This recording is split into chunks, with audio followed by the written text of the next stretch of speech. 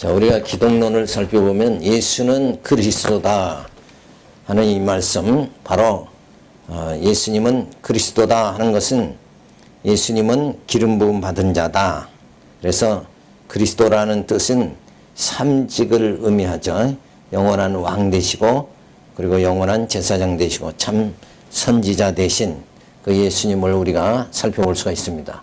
그래서 바로 직임을 통해서 예수님은 영원한 제사직을 가지신 예수님께서 제사직의 준비를 하게 되어집니다. 그래서 제물로서 준비를 하죠. 그래서 26장서부터 주어지고 두 번째 제물로서 잡힙니다. 자, 이렇게 예수님이 이 땅에 오셔서 낮고 천한 인간의 죄인의 몸을 덧입고 그리고 이렇게 잡혀가심으로 가진 순환을 다 당하시는 것, 이게 제물이 되시는 과정이다. 이렇게 우리가 볼 수가 있어요. 그래서 예수님의 이 고난, 이것이 바로 예수님이 스스로 정말 하나님의 그 뜻을 따라서 제물이 되시는 과정이다. 이것을 알 수가 있어요. 그래서 제사직을 수행하시는데 첫 번째로 제물로서 정죄를 받으십니다. 그러니까 원래는 예수님은 흠과 티가 없으신 분이죠. 아무런 죄가 없으시지만 인간 몸을 입고 이 땅에 오심으로 인해서 뭐예요? 죄인이 되시는 거예요.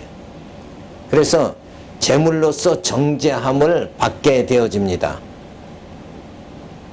그래서 제물로서의 희생이 따르게 되어지죠. 그러니까 빌라도 앞에서 사실은 빌라도는 죄 없다 이렇게 인정이 됐죠. 그런데도 불구하고 결국 예수님은 십자가에 못 박혀 죽게 빌라도가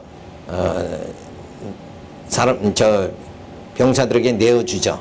그래서 제물로서 희생이 주어지게 된다. 그 다음에 제사직의 성과는 이런 십자가의 제물로 죽으심으로 인해서 그 제사직의 성과는 어떻게 나타나는가? 바로 사망에 대한 승리다 하는 것을 28장에서 말해줍니다. 또 모든 권세의 수령에 대해서 28장 16절부터 말해주고 있죠. 자, 그래서 제사직을 가지신 예수님께서는 제사직의 준비를 하기 위해서 제물로서 준비가 되어지죠. 그래서 한 여자가 예수의 머리에 기름 부어 죽으심을 준비를 합니다. 제자들은 이 한 여자가 예수의 머리 위에 향유를 붓자 그 비싼 향유를 왜 그렇게 허비하느냐? 무슨 의사로 이것을 허비하느냐? 많은 값에 팔아 가난한 자들에게 줄 수 있었겠도다 하면서 제자들은 뭘 생각해요? 물질, 그 값비싼 향유, 그걸 팔아가지고 오히려 가난한 자에게 구제하는 것이 더 좋지 않겠는가? 자, 그런 생각을 하지만 예수님께서는 이 여자가 내 몸에 이 향유를 부은 것은 내 장사를 위하여이니 저를 기념하라 하고 칭찬을 하십니다. 그러니까 어떤 향유의 그 비싼 그 물질적인 가치, 그것보다도 예수님 머리 위에 향유를 부음으로 인해서 지금 뭘 나타내는 거예요? 예수님이 제물로서 죽으심을 이 여인은 나타내주고 있는 거죠. 그러니까 이런 하나님의 그 구속의 역사가 이 여인의 향유를 통해서 드러나도록 이렇게 성령께서 역사하시는 겁니다. 그래서 그 역사적 의미, 그것이 더욱 귀한 것이다. 그래서 이 여인의 그 믿음을 칭찬해 주고 있습니다. 그러니까 늘 우리가 정말 예수님의 나를 위해서 십자가에 제물로 죽으셨다. 이것을 늘 기억을 해라 하는 말씀이죠. 기념하라. 그러니까 이 여인이 향유를, 예수님 비싼 향유를 머리 위에 부었다. 그러니까 너희도 부흥사들은 그러죠. 너희도 값비싼, 너희가 소중하다고 생각하는, 가치 있다고 생각하는 거를 다 바쳐야 된다. 이런 뜻이 아니라 이것은 뭐예요?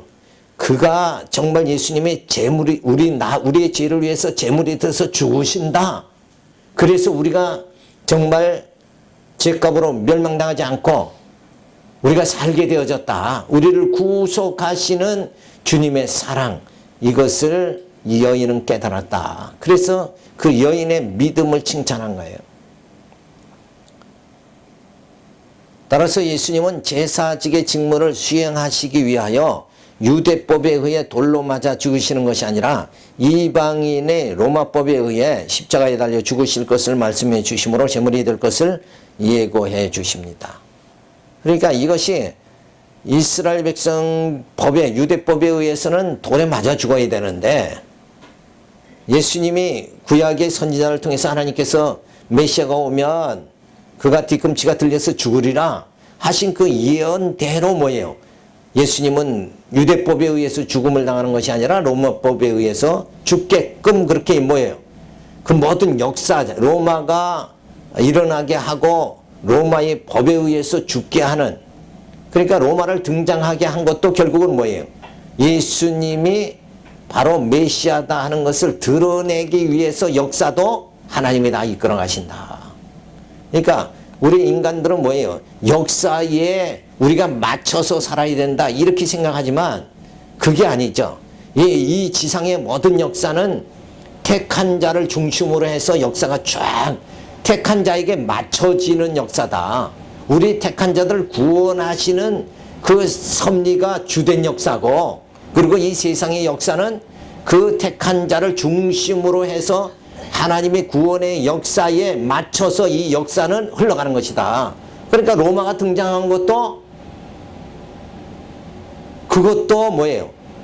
우리를 구원하시기 위한 하나님이 예수 그리스도를 로마법에 의해서 십자가에 죽게끔 하시기 위해서 로마가 등장한 것이다. 이렇게 해석을 해야지 그저 로마 강대한 나라에 힘없는 예수님은 로마법에 의해서 한 가지도 못하고 완전히 죽음을 당하고 패배한 거다. 정치범으로 죽은 것이다. 이렇게 생각한다는 것은 그 역사를 해석 자체를 잘못하는 거다. 그러니까 이 세상을 보고 두려워할 거에 아무것도 없는 거예요. 이 모든 세상의 역사는 누구를 중심으로 해서 움직인다고요?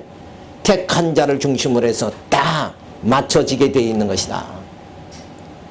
그래서 우리가 잘 알듯이 리브가의 그 태 안에 야곱과 에서와 야곱이 있었잖아요. 근데 하나님께서 누구 사랑한다고 그랬어요? 야곱을 사랑하고 에서는 뭐예요? 미워한다 그랬잖아요. 그런데 그 하나님의 에서를 미워한다는 그 역사, 그 말씀대로 뭐예요? 이 지상의 역사를 흘러간 거예요. 중동의 모든 알라신을 믿는 다 족속들이 뭐예요? 이 에서의 후손이라는 거예요.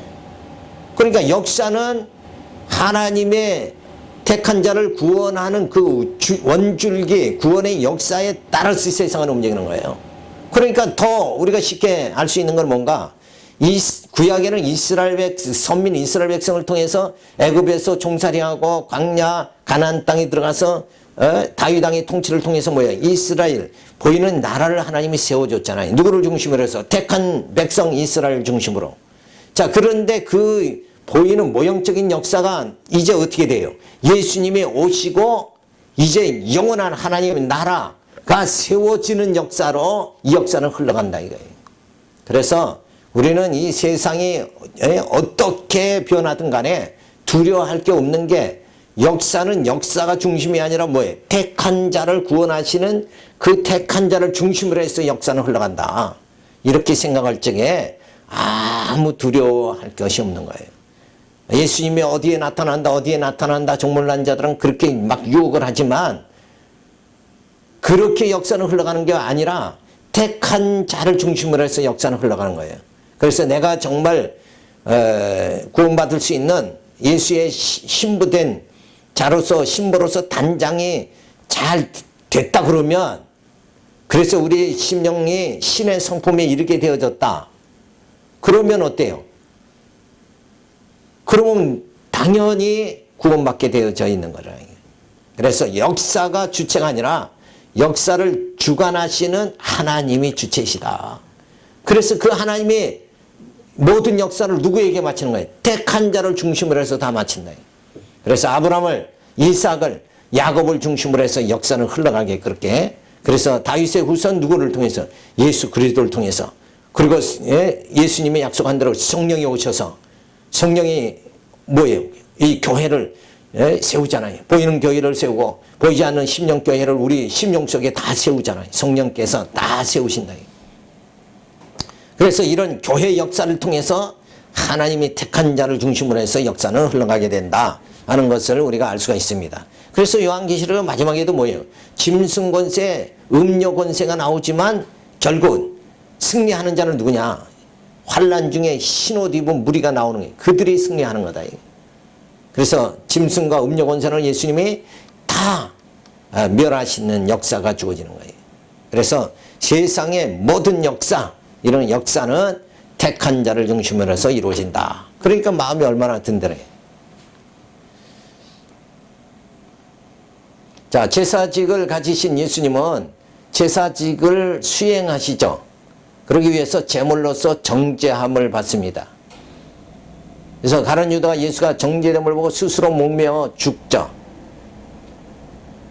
그래서 가룟 유다는 무죄한 피를 팔았다고 뉘우치며 은을 성소에 던져 넣습니다. 그러니까 스스로 가서 자살해버리죠. 그러니까 인간은 자기 죄에 대한 책임을 스스로 진다는 게 결국 뭐예요? 자살밖에는 못한다. 이거는 해결 방법이 아니잖아요. 그건 스스로 뭐예요? 죄로 인해서 죄값으로 자멸해버리고 마는 거다. 그래서 인간은 죄를 스스로 해결할 수가 없는 거예요. 그래서 예수님이 오셔서 그 사망의 권세, 죄악의 권세를 다 소멸해버리는 거예요. 그래서 우리가 죄 가운데서 어둠에서 승리하도록 그렇게 만왕의 왕으로 오신, 영원한 왕으로 오신 예수님께서 우리로 하여금 뭐예요? 죄악의 권세를 이기고 승리하게 그렇게 만드시는 역사, 그것이 무엇으로 주어지냐면 말씀, 로고스로 주어지는 거예요.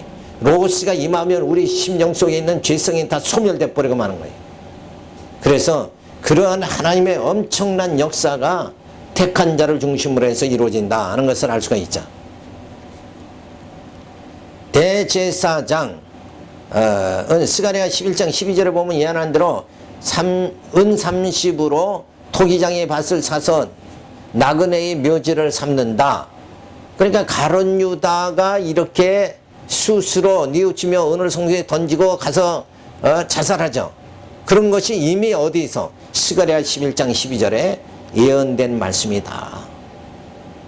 그러니까 가룟 유다의 인생의 마지막도 이미 뭐예요? 하나님이 예언한 대로 그냥 끝이 나는 거다. 그렇다고 보면 우리 모든 택한 자들의 모든 마지막에 승리의 삶도 누가 인도하는 거예요? 하나님께서 분명히 인도하신다. 이런 거를 우리가 알 수가 있습니다. 따라서 가룟 유다가 예수를 팔고 스스로 죽은 것은 선지자의 예언이 성취된 것이니 이미 하나님의 작정하신 것, 예정하심에 따라서 버리심을 받은 자이므로 불신앙이 주어져 예수를 팔고 멸망의 길을 가게 된 것이다. 그러니까 이미 가룟 유다는 하나님께서 예정한 자, 택한 자가 아니라 어때요? 유기된 자, 버린 자가라. 그래서 결국은 스스로 죽음을 택할 수밖에 없는 거다. 그러니까 하나님의 긍휼하심을 받는 자가 뭐예요? 복 있는 자다. 이미 택함 받은 자가 복 있는 거예요. 이게 뭐예요? 신령한 복이다. 그러니까 결과를 보지 않더라도 이미 뭐예요? 창세전 예수 그리스도 안에서 택함 받았다 그러면 반드시 구원에 이른다. 근데 그 과정 속에서 이제 정말 바로 깨닫지 못하면 탕자와 같이 한 바퀴 돌고 두 바퀴 돌고 이렇게더라도 죽음 앞에서라도 깨닫게 반드시 하신다. 그래서 그런 하나님께서는 그런 전능한 능력이 계신 분이다. 그래서 반드시 전능하신 하나님께서 당신 택한 자들은 어때요? 반드시 돌이키게 하신다. 그러기 위해서 이 땅에 친히 누구 보내는 거예요? 예수 그리스도를 보내고 성령을 보내주시는 거예요. 성령이 임하면 거부할 자가 없는 거예요. 그래서 갈비는 불가항력적 은총이다. 성령이 와서 우리 영을 딱 지배하는데 여기에 거부할 사람은 아무도 없는 거예요. 그래서 그런 하나님의 사랑이 택한 자에게 주어져서 그러기 위해서 예수님은 이 땅에 영원한 제사장으로 이 땅에 오셔서 제물이 돼서 친히 내가 받아야 될 죄값의 고통을 누가? 예수님이 친히 다 받으신다. 그래서 하나님께서는 하나님께서 당신 백성을 뭐예요? 다 만들어 가신다 하는 것을 우리가 알 수가 있습니다. 그래서 제사직을 가지신 예수님께서는 제사직의 성과가 주어지죠. 그래서 우리가 앞에서 예수님은 영원한 왕이신데 왕으로서의 성과가 뭐예요? 사망 권세를 다 물리치는 거잖아요. 왕은 모든 걸 통치해버리니까 사망이 쏘는 것도 다 제거해버린다. 자, 그래서 제사직의 성과는 사망에 대한 역시 승리죠. 그래서 안식 후 첫날 예수께서 다시 살아나서 갈릴리로 가시게 되어집니다. 천사들은 지진이 나며 천사가 돌을 굴려내고 무서워 말라 말씀하신 대로 살아나셨다 하고 천사가 말해줍니다. 그러니까 부활은 뭐예요? 사람이 부인한다고 해서 부인되는 것이 아니라 부활은 이미 누가 증거해줘요? 천사가 다 이렇게 증거해 준 것이다. 그리고 예수님이 무서워 말라 갈릴리로 가라 거기서 나를 보리라 생전에 말씀하신 그 말씀대로 이루어졌다는 거예요. 그래서 말씀은 바로 뭐예요? 예언은 성취되어진다. 그렇게 하시는 분이 여호와 하나님이시다 하는 것을 알 수가 있어요. 따라서 예수님께서 사망 권세를 이기시고 부활하심으로 승리하셨기 때문에 우리가 부활함을 받는다는 사실은 틀림없는 사실로 확정이 되어진 것이니 아무도 부인할 수가 없다. 그래서 이 세상 모든 사람들은 모든 사람이 다 죽는 거죠. 여기서 중간에 누가 산 사람은 아무 없어요. 오직 한 분 예수 그리스도밖에 없다. 근데 예수님이 다시 부활하심으로 인해서 우리 앞으로 살 자들의 죽음을 이기고 승리할 자들의 본을 다 보여주신 것이다. 그래서 틀림없이 내가 부활할 수 있다는 건 뭐예요? 예수님이 부활하셨어요.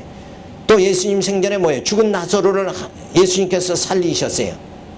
그러니까 이런 그 확실한 진리, 확실한 역사적인 사실을 봤을 때 부활이라는 것은 너무나도 분명한 것이다. 이건 부인할 수 없는 사실이다. 자, 그래서 우리를 죽었던 우리를 다시 살려주시기 위해서 예수님은 이 땅에 오셨다. 그래서 하나님께서 피조물을 정말 아담을 선악과를 따먹고 결국 죄 가운데 빠지게 하지만 둘째 아담 예수를 통해서 뭐예요? 다시 살리시는 놀라운 역사가 주어진 거예요. 자, 이런 하나님의 창조 사역, 그것이 우리 가운데 주어지는 거예요. 근데 예수 그리스도를 통한 다시 정말 창조의 역사, 예수 안에 새로운 피조물이 되는 역사는 뭐예요? 예수 안에서만 주어진다 이게. 그러니까 예수를 믿지 않는, 예수를 영접하지 않은 사람은 뭐예요? 여전히 육체로 살다가 육체로 그냥 끝나버리고 만다는 거예요. 그런데 우리가 예수를 믿고 정말 우리 영적으로 살아갈 수 있게 되어졌다는 거, 이게 하나님의 놀라운 축복이다 하는 것을 우리가 알 수가 있습니다. 그래서 예수는 그리스도다. 자, 예수가 그리스도다 신분으로 우리가 살펴보면 예수님은 하나님의 아들의 신분을 가지고 계시죠. 자, 예수님은 어떠한 분이냐? 하나님의 아들이시다. 그것을 마가복음에서 말해주죠. 하나님의 아들인 증거가 그럼 무엇이냐? 증인에 의한 증거가 주어지죠. 그러면서 표적에 의한 증거가 주어집니다. 그러니까 증인에 의한 증거가 우리가 쉽게 알 수 있는 게 누구예요? 네? 세례 요한이죠. 예수님 오시기 전에 6개월 전에 태어나서 내 뒤에 오시는 분의 나는 힘들매도 풀기를 감당하지 못한다. 그래서 메시아를 나는 물로 세례를 주지만 내 뒤에 오시는 분은 뭐예요? 성령으로 세례를 주시는 분이다. 자, 그래서 증인 또 천사가 증거하고 또 성령이 증거하고 하나님께서 친히 여호와께서 증거를 해 주시죠. 그래서 두 번째는 표적에 의한 증거입니다. 예수님이 하나님의 아들이심의 표적이 뭔가? 구약의 이사야가 예언한 대로 메시아가 오면 메시아를 알아볼 수 있도록 이미 예언되어 있죠. 메시아가 오면 뭐 한다고 그랬어요? 문둥병을 고치고 소경의 눈을 뜨고 안진뱅이 일으키고 그리고 죽은 자를 살리고 그리고 가난한 자에게 복음을 전하는 자. 자, 이때의 가난이라는 게 뭐예요? 당시에 부한자라는 것은 뭐예요? 사두개인 바리새인들 이런 종교 권력자들은 다 부한자예요. 여기서 가난한 자는 뭐예요? 그때의 성도들이죠. 바리새인들과 사두개인 제사장 이런 그런 사람들의 지배를 받고 있는 그런 약한 자들, 그 가난한 자들, 그 가난한 자들의 일을 위해서 예수님은 이 땅에 오신 것이다. 그래서 그 이사야 예언대로 확실한가 표적을 통해서 전부 증거해 주시는 거예요. 그래서 문둥병을 고치고 소경의 눈을 뜨게 하고 이런 표적을 전부 행하시는 거예요. 다음에 속죄주인 증거로서 속죄의 능력을 증거해 주십니다. 그래서 예수님은 내가 너희 죄를 내 죄를 사하노라 이러면서 일어나 걸어가라 하는 것보다 뭐예요? 내 죄를 사하노라. 그렇게 말씀하시면서 속죄 능력이 있음을 가르쳐 주자. 그러면 속죄주인 아들을 증거해 주는 내용이 3장에 들어가 있습니다. 그 다음에 천국의 주이신 아들을 말해주는데 비유에 의한 증거가 주어집니다.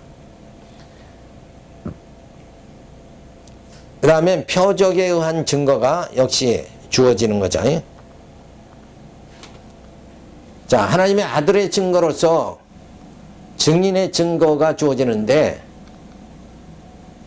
세례 요한이 등장하게 되죠. 그래서 예수님 오시기 전 6개월 전에 나타나서 바로 세례를 베풀죠. 그래서 세례 요한은 물세례, 예수님은 성령 세례를 주시는 이런 역사가 주어집니다. 그때에 성령이 비둘같이 임해서 하나님의 아들이심을 증거해 줍니다. 그래서 그리고 그것이 뭐예요? 성령이 증거해 주시는 거고 내 사랑하는 아들이다 하는 음성이 나서 하나님의 증거가 주어집니다. 그래서 증인에 의한 증거는 누가 등장하는 거예요? 세례 요한, 그 다음에 성령, 그 다음에 여호와 하나님께서 증거를 해 주신다. 이는 내 사랑하는 아들이요 하면서 하나님께서 세례 요한이 예수께 세례 베풀 때 그 하늘에서 음성이 들린다. 그래서 이런 증인에 의해서 예수가 바로 뭐예요? 누구라고? 하나님의 아들이시다 하는 것이 증거가 되는 겁니다. 따라서 성령이 증거해 주시고 하나님이 증거해 주심으로 예수가 그리스도임을 의심할 수가 없으며 우리가 영원한 왕 되신 예수님의 인도하심을 받아 진리의 영이 함께 해주시니 평강이 주어지게 되어진다. 자, 인간을 구원하기 위해서 우리 택한 자를 구원하기 위해서 하나님의 아들이신 예수님이 이 땅에 오셨다. 그래서 그것을 사도 요한은 요한복음에서 뭐라고 그래요? 말씀이 육신이 돼서 오셨다. 원래는 하나님의 말씀, 하나님이신데 이 땅에 육신을 입고 오셨다. 그래서 인간의 육신의 몸을 입고 오셔서 이 땅에서 많은 순환을 당하시잖아요. 그러니까 우리도 예수를 따라간다 그러면 세상으로부터 어때요? 우리는 핍박을 받고 수치를 당할 수밖에 없는 거예요. 이 세상으로부터 믿는 자가 환영받고 막 이렇게 하지는 않는데 그래서 집안에서도 다 핍박이 막 주어지는 거예요. 그것은 왜 그런가? 결국 어둠의 사람들은 빛의 사람을 싫어하게 되어져 있어요. 그래서 우리가 세상으로부터 정말 핍박을 받고 외면을 당할 수밖에 없는 것이다. 그걸 우리는 이상하게 생각할 필요가 없어요. 내가 세상으로부터 핍박을 받으면 뭐예요? 나는 어디에 속했다? 난 하늘에 속한 자다. 나는 예수께 속한 자다. 그것이 드러나 버리고 마는 거예요. 그러니까 오히려 핍박받는 것이 내가 하나님의 자녀다 하는 것을 확증하는 결과다. 이렇게 우리가 알 수가 있는 거죠. 그래서 세상으로부터 다 배척받을 수밖에 없는 거. 예수님이 이 땅에 오셔서 배척을 받으신 것 같이 우리 택한 자들은 다 세상으로부터 배척받는 거예요. 왜 그런가? 저들이 좋아하는 것을 우리가 하지 않기 때문에 그런 거죠. 그래서 우리가 하늘에 속한 자, 땅에 속한 자는 하늘에 속한 자를 배척하게 되어 있는 거예요. 그래서 모든 것을 받을 때 우리가 이상하다 생각하지 말아야 된다. 오히려 그게 당연한 거예요. 왜? 우리는 하늘에 속했고 저는 뭐예요? 나를 핍박하는 자는 어디에 속한 거예요? 세상에 속한 거고 땅에 속한 자다. 그러니까 서로가 속한 것이 다르니까 배척할 수밖에 없는 거예요. 그건 본질적으로 그냥 배척이 돼버리고 마는 거예요. 저 사람이 잘하고 못하고 그게 아니라 그냥 싫은 거예요. 그냥 예수 믿는다 그러면 그냥 싫어서 핍박하는 거예요. 교회 연보한다 그러면 그냥 싫어서 핍박을 해버리는 거다. 이게. 그것이 행위에 있는 것이 아니라 영적인 문제다. 이런 거죠. 그래서 우리가 내가 그리스도의 영을 가져면 세상으로부터 배척을 당한다. 그래서 세상으로부터 우리가 배척을 당하지만 우리는 뭐예요? 반드시 승리하게 되어져 있다. 그리고 영원한 하나님 나라에 들어가게 되어지는 거죠. 이 온전한 정말 그 신령한 축복을 우리가 받은 자입니다. 그래서 조금도 두려워하지 말고 핍박하는 자를 이상히 여기지 말고 그래서 오른밤을 때리면 왼밤을 대라 이런 얘기가 뭐 사람 성격 좋아져야 된다 그런 뜻이 아니라 세상이 그렇게 배척을 한다는 거예요. 이유 없이 아무런 뭐가 없어도 그냥 미움을 그냥 당한다 이거예요. 그래서 그러한 세상이 배척을 하죠. 그래서 땅이 다 토해버립니다. 그래 우리는 다 흙으로 지어졌잖아요. 그러니까 땅이 우리를 토해버려야 우리는 하늘에 속한 자가 된다. 땅으로 흡수돼 버리는 건 이 세상의 불택자들은 다 땅이 흡수해 버리는 거예요. 근데 우리는 땅이 토해 버린다 이거예요. 왜? 하늘에 속했기 때문에 그렇다. 그래서 하나님의 아들의 신분을 우리가 또 살펴볼 수 있는데 하나님의 아들의 증거는 표적에 의한 증거가 주어지죠. 예수께서 마을에서 전도하시며 귀신들을 내어 쫓습니다. 그러면서 복음을 전파하시는 거예요. 예수가 그리스도임을 증거해 줍니다.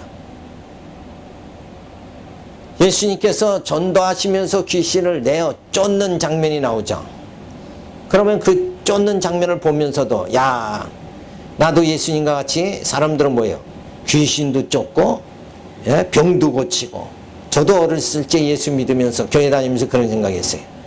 야 나도 능력 받아가지고 병도 막 고치고 귀신도 쫓아내고 그러면 얼마나 좋겠는가.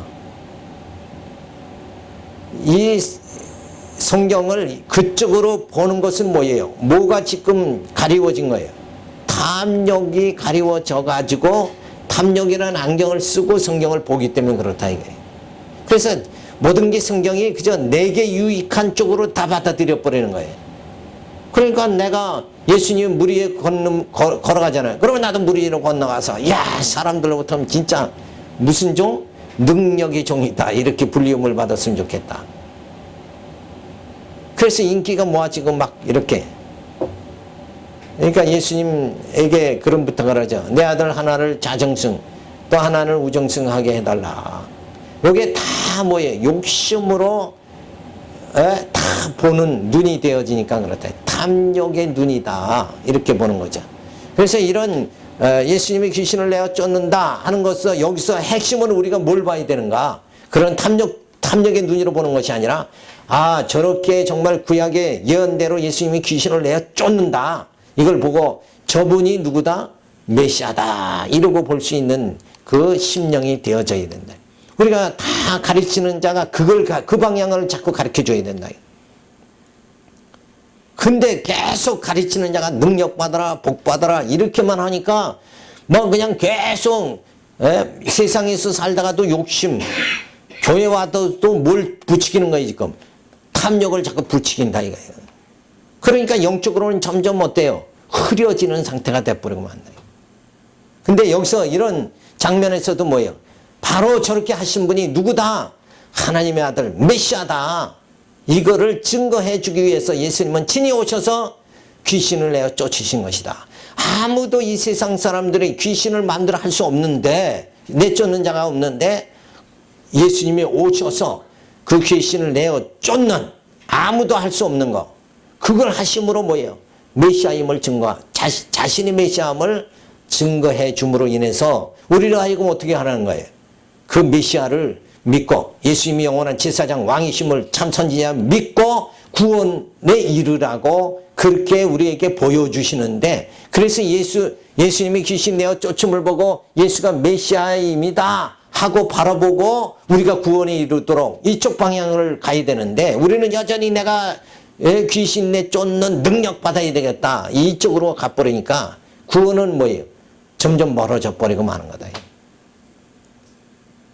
그래서 성경에 보면 그런 사건들이 전부, 그러니까 하나님의 아들 예수님이 오셔서 정말 메시아다는 걸 그렇게 쉽게 알 수 있도록, 처녀가 잉태하여 아들을 낳으니 하는 말이, 처녀의 몸에서 낳으시는 분이 누구예요? 메시아잖아요. 또 예수님은 성경에 여러 가지로 증명이 되어지잖아요.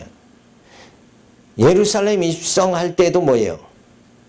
어른들은 다 낙이 새끼를 안 타고 어미 낙이를 타야 되는데도 불구하고 예수님은 뭐예요?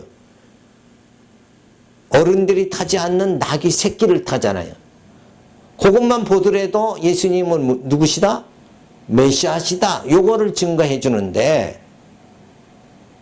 사람들은 야, 예수님도 낙이 새끼를 탔으니까 나도 낙이 새끼를 타가지고 정말 능력받은 자로 보여줘야 되겠다 이렇게 한다 그러면 그것도 잘못된 거죠. 자, 어쨌든 복음을 전파하셔 예수가 그리스도임을 증거해 주셔요. 그래서 귀신을 쫓아내십니다. 메시아의 능력을 보여주는 거예요. 메시아가 왔다 그러면 메시아의 능력을 봐야 우리가 그분이 메시아인 줄 알 수 있을 거 아니냐. 그래서 보여주는 사건이다. 그래서 그리스도로 이 땅에 오신 예수님께서 영원한 왕으로서 귀신을 내어 쫓아내시며 메시아의 통치권을 보여주심으로 자신이 하나님의 아들 되심을 증거해 주고 있는 거예요. 이게 초점은 뭔가? 예수님 자신이 누구다 요걸 가르쳐 주려고 그러는데, 우리는 보는 눈은 어떻게 보느냐 하면 그 능력에 딱 보는 거라 이거예요. 그러니까 예수님을 보지 않고 예수님이 하시는 그 능력에만 관심이 있다 이거예요. 그러니까 그런데 우리가 누구에게 선물을 받으면 그 선물이 진짜 비싼 것이냐 싼 것이냐 요것만 보고 그 선물을 해준 사람의 마음을 보지 못한다 그러면, 그 사람이 나를 얼만큼 사랑하는가, 그 사랑하는 마음을 보지 못한다 그러면 그 선물의 의미 자체가 없는 거예요. 그 선물을 뭐예요? 제대로 받을 만한 그릇이 되지 못했다는 얘기가 되는 거죠. 자, 그래서 초점을 어디다 맞추느냐? 메시아에다 초점을 맞춰야 된다. 성경은 뭐예요? 다 내게 대하여 말했다 그랬으니까 성경을 보는 거는 예수로 다 집중이 돼야 된다. 이게. 우리가 말씀을 증거하는 것도 다 누구로 중점이 돼야 돼? 메시아, 예수로 이게 증거가 되어져야 된다. 이게. 그런데 뭐 남편 얘기, 무슨 얘기 이렇게 하면서 귀중한 정말 말씀 증거하는 시간을 소비한다는 것은 벌써 초점이 뭐예요? 멀어지는 거예요. 그러니까 어떤 이들은 또 자기의 학식을 자랑하기 위해서 소크라테스가 어떻고 플라톤이 어떻고 이렇게 나간다 그러면 벌써 예수와는 거리가 뭐예요? 아주 멀어져 버리고, 예수와 멀어지는 설교 내용은 어떻게 되는 거예요? 결국 구원과는 거리가 멀어진다는 얘기가 된다. 그러면 나와는 뭐예요? 사실은 아무 관계가 없는 거예요. 듣기는 아주 뭐 좋죠. 야, 그런 설교 들으면 나도 뭐 지식이 많아지는 것 같은 착각에 빠진다 이게. 그 자체가 결국은 잘못된 것이다 하는 걸 우리가 알 수가 있어요. 자, 하나님의 아들의 신분으로서 하나님의 아들의 증거를 보여주는데 속죄주가 되시는 아들을 말해주죠. 속죄의 능력을 증거해 줍니다. 자, 예수님이 진짜 죄를 사해 주시는 분이다, 속죄주다 그렇다 그러면 그 속죄주의 죄를 사실 그 능력 자체가 있는가, 이거를 보여주죠. 그래서 예수님께서 중풍병자를 고쳐 죄사하는 능력을 나타내 주는데 죄사함을 받았느니라 하는 말씀을 하죠. 죄사하는 권세가 있는 줄을 너희에게 알게 하려 하노라. 그래서 일어나 걸어가라, 메시아의 능력을 보여주시는 거죠. 일어나 걸어가라 하는 것보다 뭐예요? 죄사함을 받으라. 그래서 그저 일어나 걸어가라 하는 것은 그 육신을 그저 조금 고쳐주는 거지만, 죄사함을 받게 하는 건 그 사람의 영혼을 구원하는 거예요. 그죠? 그 안진뱅이 다리 고치는 이거보다도 그 영혼을 구원하는 것이 더 진짜 중요한 것이고 그게 힘든 거예요. 근데 예수님은 뭐예요? 그저 육신을 걸어가게 하는 것보다 그 영혼을 구원해 주시는 거예요. 그래서 내 죄사함 받았느니라 하니까 뭐예요? 그가 그 침대를 들고 걸어가죠. 그러니까 솔로몬이 지혜를 구하니까 물질 주신 것 같이 그 예수님도 정말 우리 영혼을 구원해 주시면서 또 모든 축복을 우리에게 주신다는 것을 우리가 알 수가 있습니다. 자, 따라서 죄사함을 받았느니라 하는 말보다 일어나 걸어가라는 말이 더 쉬운 것이지만, 그렇게 하지 않으신 것은 죄사함의 권세가 있음을 보여주시려는 깊은 뜻이 있는 것이다. 그러니까 예수님이 이 땅에 왜 오셨는가? 오신 이유가 뭔가? 자신이 뭐예요? 메시아다, 구속주다. 그래서 예수님 자신이 영원한 왕이심을, 그리고 예수님 자신이 영원한 제사장 되심을, 그리고 예수님 자신이 참 선지자 되심을 깨닫게 만들어줘서 보여주심을 통해서 우리가 모두가 예수가 메시아임을 믿는 믿음을 주셔서 우리로 하여금 어떻게 하는 거예요? 구원에 이르도록 하시는 하나님의 크신 사랑이다. 그래서 예수님은 세상을 이처럼 사랑하사 독생자를 주셨으니 하는 말씀이 바로 예수를 이 땅에 보내주셔서 우리 택한 자들의 뭐예요? 다 구원에 이르도록 하시는 하나님의 사랑이다. 그래서 우리를 구원하시는데 예수님은 어떻게 우리를 구원하시는가? 제사장으로 이 땅에 오셔서 우리 죄를 다 제물이 돼서 친히 우리 죄값을 다 지불해 주심으로 인해서 우리를 구원해 주신다. 그리고 우리가 죄 가운데 늘 이렇게 죄의식 속에 우리 심령이 얽매여서 살아갈 수밖에 없잖아요. 그러니까 예수님은 영원한 왕으로 오셔서 그 사망의 권세, 죄의 능력을 다 거기서 우리를 통치해 주시고 벗어나게 그렇게 만들어 주신다.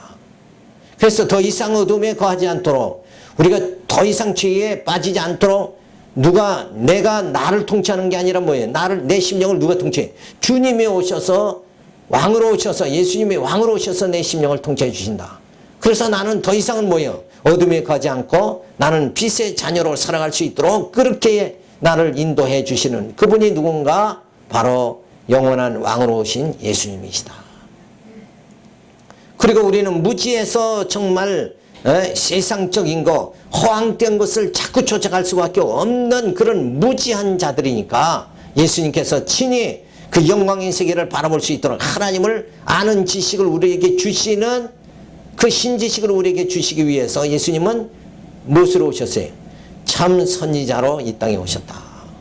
그래서 우리의 무지함을 깨워주시고 우리가 죄 가운데 끌려가는 것을 영원한 왕으로 우리 심령을 통치해 주시고, 그리고 우리의 모든 죄를 다 제사장으로서 사해 주시는, 그래서 이 예수님의 메시아직 삼직은 정말 우리에게서는 조금도 없어서는 안 되는 거예요. 우리가 구원에 이르기 위해선 뭐가 해결돼야 돼요? 죄가 해결돼야 되고, 그리고 우리가 더 이상 죄의식에 통치를 받으면서 끌려가면서 살아가지 않도록, 어둠의 자식으로 살아가지 않도록, 빛의 자녀로 살아가도록, 우리가 빛 가운데 갈 수 있도록 생명과 빛 대신 예수님께서 오셔서 그 가운데 생명으로 빛으로 살아갈 수 있도록 우리 심령을 통치해 주시는 분이 바로 영원한 왕 되신 예수님이시다. 그리고 우리의 무지 허황된 생각을 다 버릴 수 있도록 늘 정말 이 말씀을 깨달아서 성령께서 우리로 하여금 그 하나님의 뜻이, 하나님의 섭리가, 로고스가 무엇인가를 깨달아서 하나님의 뜻 가운데 우리로 하여금 살아갈 수 있도록 인도해 주신다. 그래서 예수를 믿는다는 것은 이렇게 엄청난 내용이 포함되어 있다. 근데 우리는 예수 믿으면 뭐 해야 돼요? 교회 출석 잘하고, 연보하고, 그리고 가난한 자에게 구제하고, 이러면 신앙생활 다 잘하는 걸로. 바로 그 모양의 믿는 사람들이 누구냐? 로만 가톨릭인 거예요. 가톨릭은 그 생활이잖아요. 그래서 늘 저들은 무슨 생활해요? 봉사. 가톨릭은 봉사가 신앙생활이다 이거예요. 그러니까 봉사에 저들은 집중해서 살아가는데 우리는 개신교는 뭐가 중심이에요? 교회 생활에서 우리는 뭐가 중심이에요? 말씀이 중심인 거예요. 진리가 중심이다. 그 진리가 임하면 우리의 생각도, 우리의 마음도, 우리의 의지도 다 변화되는, 지정의가 변화되어진다. 근데 봉사하면 지정의는 여전히 변화가 안 된다 이거예요.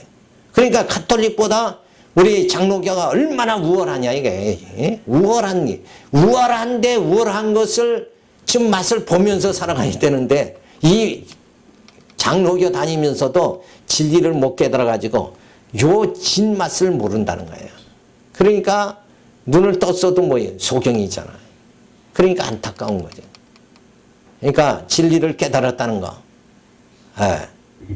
제가 수원에 가서 지금 한 2년 가르치니까 막 말씀 깨달았다고 이렇게 하면서 얼마나 기뻐하는지 몰라요. 그래서 이제 CTX 이런 집에 가서 이제 설교를 듣잖아요. 들으면은 저거 왜 저렇게 하나? 그런 게 이제 이게 다 귀에 들어온다는 거예요. 그래서 이제 얼마나 철저하게 강의 들으러 나오고 이런 걸 보면 그러니까 들을 수 있는 귀를 주셔야 되는 거예요. 그래야 듣게 되어지고 그리고 깨닫게 되어지고. 그런데 우리가 교회라는 게 어떤 권위로 자꾸 이렇게 빠지다 보면 그리고 봉사에 빠지고 이러다 보면 그거는 진리가 아닌 거예요. 뭐 그걸 하지 말라는 게 아니라 교회가 봉사하는 단체가 교회죠. 근데 그거보다 우선하는 게 뭐예요? 진리가 우선이에요. 그러니까 세상을 다 얻는다고 하더라도 내 생명을 잃으면 아무 소용이 없다. 교회 와서 열심히 하는 것도 좋지만 먼저 내가 진리를 깨달아야 돼. 그래서 구원의 확신이 주어지고 믿음이 주어지고 메시아의 정말 메시아를 보내주신 하나님의 사랑을 깨달아가지고 정말 심령의 기쁨이 주어지고 난 다음에 그 다음에 뭐가 주어져야 돼요?